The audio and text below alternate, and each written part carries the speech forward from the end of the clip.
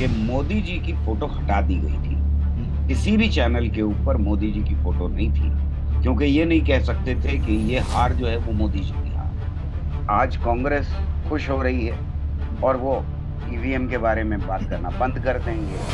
कल कोई और पार्टी कहीं जीत जाएगी, वो ईवीएम के बारे में बात करना बंद कर देगी। परसों तक खुद खुद भारतीय जनता पार्टी और आरएसएस के लोग लिख रहे थे ईवीएम के खिलाफ। सत्ता में आने के बाद उन्हें सांप सूंघ गया। तो ये जो है, ये चलता रहेगा। सवाल ये है कि जनता कब उठेगी और कहेगी कि हमें ईवीएम पे यकीन नहीं है, अगर इससे करोगे इलेक्शन तो फिर हम इसमें पार्टिसिपेट नहीं करें। कर्नाटक चुनाव में बहुत सारे हमको सबक दिखाई देते हैं। और कल पूरी कोशिश गोदी मीडिया की ये रही कि जो सबक लिए जा सकते हैं उनमें से किसी भी ठोस सबक को पर्दे के पीछे धकेल दिया जाए। जी। चीखना चिल्लाना होता रहा दिन भर, बहुत सारे हंगामे हुए, और जो आप कह रहे हैं वो सवाल भी उठाया गया कि हम्म। ईवीएम के बारे में बात करने वाले लोग कहाँ हैं कहाँ? वगैरह। देखिए, एक सबक, बहुत मेजर सबक जिसके ऊपर बहस कम हुई है, ट्विटर पे हो रही है, जी। लेकिन कल टेलीविजन पे और आज के पेपर्स में जो मैंने देखे, उनमें कोई बहस नहीं है कि कर्नाटक के अवाम ने नफरत की राजनीति को पूरी तरह से रिजेक्ट किया है। खरीदने और बेचने की राजनीति को पूरी तरह से रिजेक्ट किया है। करप्शन को रिजेक्ट किया है। ये जो दो तीन चीजें थी, कल इनके ऊपर टेलीविजन पे कहीं बहस हमको नहीं। दिखाई नहीं। ये तो साफ था कि मोदी जी की फोटो हटा दी गई थी। हम्म। किसी भी चैनल के ऊपर मोदी जी की फोटो नहीं थी, क्योंकि ये नहीं कह सकते थे कि ये हार जो है वो मोदी जी की हार है। और साथ ही अगर देखें तो राहुल गांधी की भी फोटो नहीं थी, क्योंकि उनके मुंह से ये नहीं निकल सकता था कि ये राहुल गांधी की जीत है। जी। बहरहाल, ये जो तरीके होते हैं मीडिया के, कुछ चीजों को, मैसेजेस को तोड़ मरोड़ के पेश करना इन हालात में भी, वो ये बताता है कि मीडिया आगे आने वाले वक्तों में भी गुलाम ही रहेगा। क्योंकि सरकार हो सकता है बदल जाए, लेकिन रास्ता दिखा दिया है मीडिया ने कि हमें गुलाम कैसे बनाया जा सकता है।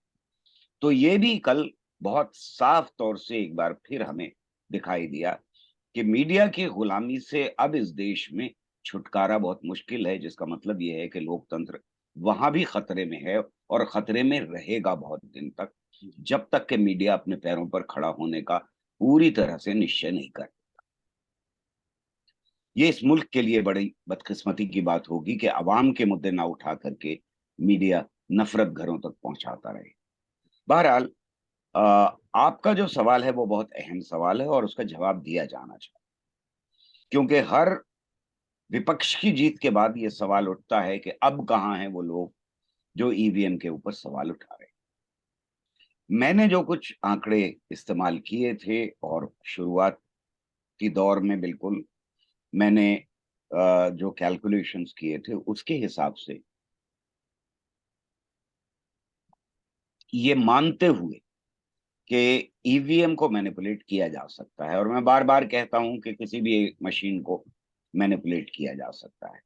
जब उसको चोरी से इस्तेमाल किया जाए तो हम उसे मैनिपुलेशन कहते हैं, जी। और जब यानी चोरी की जा रही, और जब मशीन को ऑपरेट किया जा रहा हो तो हम उसे ऑपरेट करना कहते हैं। मशीन को ये नहीं पता होता कि उसे ऑपरेट किया जा रहा है या उससे चोरी की जा रही। बहरहाल, मशीन का इससे कोई लेना देना नहीं होता, और इसलिए मैं मानता हूं कि एक मशीन है, उसको मैनिपुलेट या ऑपरेट किया जा सकता है, वो बनाई इसीलिए जा। अब आगे देखते हैं। जो मैं बात कह रहा था कि आंकड़ों को अगर रख करके देखा जाए, तो वो लोग जो ईवीएम से चोरी करते हैं वो बेवकूफ लोग नहीं। बेवकूफ कोई चोरी नहीं कर सकता जी। या उसको मैनिपुलेट नहीं कर सकता। जिसका मतलब ये है कि पहली बात, उन्हें बहुत शातिर होना चाहिए। वो बेहद इंटेलिजेंट होंगे, शातिर होंगे, तभी कर सकते। नंबर दो, उनके पास स्किल होनी चाहिए, और स्किल सिर्फ ईवीएम मैनिपुलेट करने की नहीं, बल्कि ईवीएम मैनिपुलेट करने का मकसद क्या है, उसको किस तरह से इस्तेमाल किया जा सकता है चोरी के लिए, और कितना चोरी करने की जरूरत है, ये सारी चीजें उनको पता होती, मालूम होती। उनको एक बात और भी मालूम, क्योंकि ये मुल्क बहुत बड़ा मुल्क है। थियोरेटिकली तो अगर एक ईवीएम मैनिपुलेट हो सकती है तो सारी मैनिपुलेट हो सकती है, लेकिन प्रैक्टिकली इस मुल्क में जहां हजारों और लाखों की तादाद में ईवीएम इस्तेमाल होती हैं, वहां प्रैक्टिकली सारी ईवीएम को मैनिपुलेट करना जो है वो इम्पॉसिबल बात है, लगभग इम्पॉसिबल। अब आते हैं तीसरे पॉइंट की तरफ। तो अगर मुझे ये मालूम है कि ईवीएम मैनिपुलेट हो सकती है, ये भी मालूम है कि ईवीएम सारी मैनिपुलेट नहीं की जा सकती, क्योंकि राज भी खुल जाएगा और गड़बड़ भी हो जाएगी। तो अब मैं क्या करूंगा? अगर मुझे मैनिपुलेट करना है तो मैं ये चुनूंगा कि कहां पर मुझे जीतना है और कहां पर मेरी जीत होने जा रही है और कहां पे मैं हारने ही जा रहा हूं। मेरा मानना यह है कि ईवीएम को हर जगह मैनिपुलेट किया जाता है, नंबर एक। नंबर दो, ये कि जो शातिर लोग हैं वो जाहिर है कि ये सारी चीजें देखते हैं जो आपने अभी कही, जिसमें एक तो राज नहीं खुलना चाहिए, लोगों के शक को बढ़ाने की कोशिश नहीं करनी चाहिए, क्योंकि फिर अगर कर दिया तो फिर वो शक यकीन में बदलेगा और लोग, जिस तरह से एक जगह तो तोड़ी ही गई ईवीएम, कर्नाटका में भी लोग तोड़ फोड़ पर उतर आए क्योंकि उनके वोट की चोरी की। तो ये यकीन और गैर यकीन के बीच में पूरे मुल्क को हर वक्त ढाले रखना, ये एक मकसद होता है जब हम ईवीएम मैनिपुलेशन की बात करते हैं, उन लोगों का जो चोरी करने जा रहे हैं। मेरा मानना यह है कि कई जगह के ऊपर जहां एक विपक्ष और दूसरा विपक्ष मौजूद है और बीजेपी गायब है, तो वहां पर जो कम दुश्मन है उसकी जीत होती हुई हमें दिखाई दी। कर्नाटका इलेक्शन के अंदर जो लहर चली वो इतनी बड़ी लहर थी कि अगर ईवीएम मैनिपुलेट की भी गई है तो वो उस लहर में डूब जाने वाला। यानी अगर 10 और 15% का आपने ईवीएम मैनिपुलेट करने का अंदाजा लगाया है और लोग एकतरफा वोट डाल देते हैं, जो हमने इमरजेंसी के बाद देखा था कि एकतरफा लोगों ने वोट डाल दिया, कई बार लहर आई। इंदिरा गांधी की मौत के बाद भी वही लहर आई थी, उनके कत्ल के बाद वही लहर आई। तब फिर ईवीएम का मैनिपुलेशन काम नहीं कर सकता। यानी जनता जनार्दन तो है ही, ईवीएम मैनिपुलेट हो रही है या नहीं हो रही है, जनता जनार्दन। अब सवाल ये है कि जो शातिर लोग हैं वो लंबी स्ट्रैटेजी बनाएंगे ना। देखिए, एक और इंटरेस्टिंग चीज है जो कर्नाटका में दिखाई दे रही है और ये बहुत सारी स्टेट्स में ऑब्जर्व की है, इंक्लूडिंग गुजरात, जहां पिछले अगर आंकड़े देखे जाएं, यानी पिछले इलेक्शंस के आंकड़े देखे जाएं, इस बार के नहीं, इससे पहले वाले इलेक्शंस के आंकड़े देखे जाएं और यूपी के आंकड़े देखे जाएं, तो हमें बड़ी इंटरेस्टिंग चीज दिखाई देती है। सारा देश ये मान रहा है और कह रहा है कि ईस्ट यूपी में बीजेपी जो है वो बहुत मजबूत है और वेस्ट यूपी में किसानों के मूवमेंट ने उसको बहुत बड़ा नुकसान पहुंचाया है। पर सीटें कहां से आ रही? वेस्ट यूपी के अंदर जहां बहुत बड़ा नुकसान कह रहे थे लोग पहुंचाया है, वहां पर बीजेपी को मजबूती से सीटें मिलती। बिल्कुल यही हुआ था उससे पहले वाले इलेक्शन में गुजरात के अंदर, कि जिन जगहों के ऊपर कांग्रेस स्ट्रांग थी और जहां पर कांग्रेस के बड़े नेता खड़े हुए थे जो पॉपुलर थे, वो हार गए और छोटे नेता जो हैं वो सारे के सारे जीत जाते हैं वहां पर। यही हमको कर्नाटक में दिखाई दे रहा है कि जहां जहां ये माना जाता था कि बीजेपी का गढ़ है, उन इलाकों में, और ये अभी मैंने पूरी तरह से आंकड़े नहीं देखे हैं, ये जो जिन लोगों ने देखे हैं मैं उनकी बात कर रहा हूं और कल जो डिबेट हो रही थी उसके आधार पे कह रहा हूं। अगर ये सही है तो हमें जरा ध्यान से देखना चाहिए कि जहां जहां बीजेपी का गढ़ था कर्नाटक में, वहां पर उनको कहीं ज्यादा नुकसान हुआ है बनिस्बत उन जगहों के जो नई थी उनके लिए, वहां से उन्हें सीटें मिल रही। तो अब हमें ये देख लेना चाहिए कि क्या ऐसा नहीं है कि किसी ने बैठ करके ये डिसाइड किया था कि भाई वहां मैनिपुलेट करना, यहाँ तो मैं ही स्ट्रांग।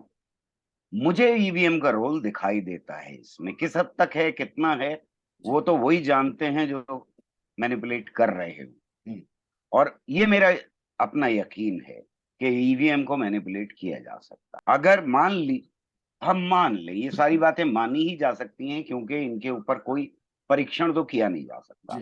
साइंटिफिक तरीके से हम कुछ भी नहीं कह सकते इनके बारे में, सिर्फ अंदाजे लगाए जा सकते।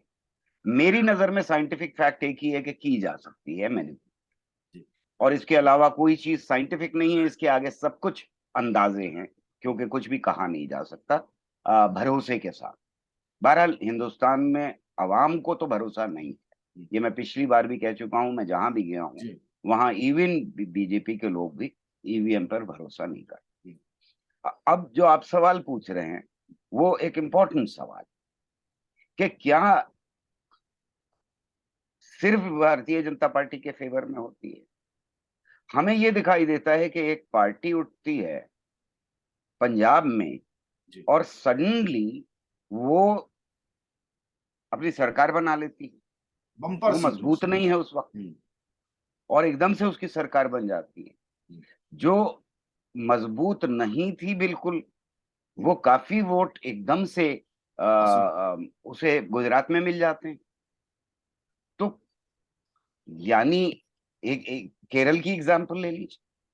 केरल के अंदर, इस एग्जांपल को मैंने कई बार इस्तेमाल किया है कि केरल के अंदर सीपीएम की सरकार है और एक भी सीट मेंबर ऑफ पार्लियामेंट की उन्हें नहीं मिलती। कैसे हो सकता है भाई? दिल्ली में देख सकते हैं कि आम आदमी पार्टी की सरकार है पूरी तरह से और साथ की साथ सीटें उधर की तरफ चली जाए। तो ये जो चीजें हैं ये और शक को मजबूत करती हैं। देखिए, पिछली बार भी मैंने कहा था और इस बार फिर इसको रिपीट कर दूं कि दूसरे मुल्कों में, खासतौर से जर्मनी में और कुछ अफ्रीका के देशों में जहां हमने बेचने की कोशिश की, बांग्लादेश में, इन जगहों के ऊपर सिर्फ इस वजह से ईवीएम को हटा दिया गया या लागू नहीं किया गया। इसके बावजूद के प्रोजेक्ट पूरी तरह से मैच्योर हो चुका था, लागू नहीं किया गया कि लोगों को यकीन नहीं। एक आम आदमी को जिसको वोट का हक लोकतंत्र देता है उसको अपना वोट दिखाई नहीं कि कहाँ गया। सर एक बटन दबा और उसका वोट कहीं चला गया। मेरा मानना यह है कि इस बहस में ना पड़ते हुए कि आज कांग्रेस खुश हो रही है और वो ईवीएम के बारे में बात करना बंद कर देंगे, कल कोई और पार्टी कहीं जीत जाएगी वो ईवीएम के बारे में बात करना बंद कर देगी। परसों तक खुद भारतीय जनता पार्टी और आरएसएस के लोग लिख रहे थे ईवीएम के खिलाफ, सत्ता में आने के बाद उन्हें सांप सूंघ गया। बिल्कुल। तो ये जो है ये चलता रहेगा। सवाल ये है कि जनता कब उठेगी और कहेगी कि हमें ईवीएम पे यकीन नहीं है, अगर इससे करोगे इलेक्शन तो फिर हम उसमें पार्टिसिपेट नहीं करेंगे। और जो मैं कह रहा हूं बार बार कि ईवीएम को मैनिपुलेट करना कोई बच्चों का खेल नहीं है भाई। बहुत शातिर दिमाग इसके पीछे काम कर रहे हो तभी हो सकती है, वरना नहीं हो सकती। मैं कहूं कि मैंने कोई स्किल्स नहीं है, कुछ नहीं आता मुझको, और एक दिन कहूं कि ईवीएम मैनिपुलेट कर लूंगा, नहीं कर सकता। शातिर होना जरूरी है। मैं पूरे कैलकुलेशंस करके चलूंगा और एक लॉन्ग टर्म स्ट्रेटेजी बना के चलूंगा। एक इलेक्शन थोड़ी ना मकसद है मेरी जिंदगी का।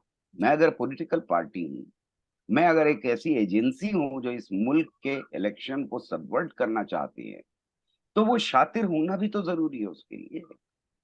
मैं नहीं कह रहा कि बीजेपी कर रही है, कोई और एजेंसी हो सकती है जो करे।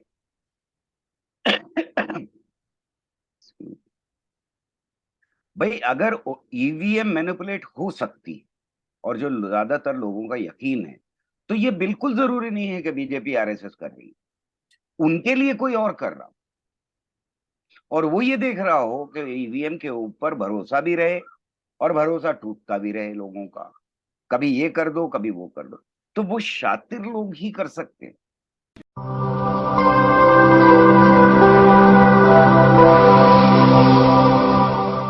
जन ज्वार जनता की मीडिया।